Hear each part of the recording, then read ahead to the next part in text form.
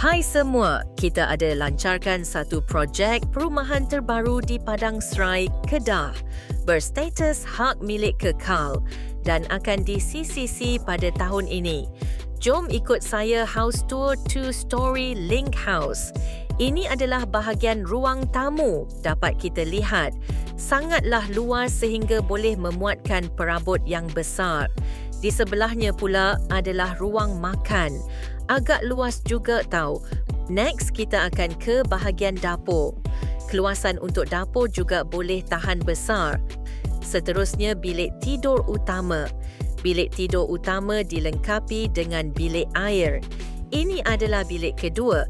Next, ini pula bilik yang ketiga. Ini pula bilik keempat yang berada di tingkat bawah.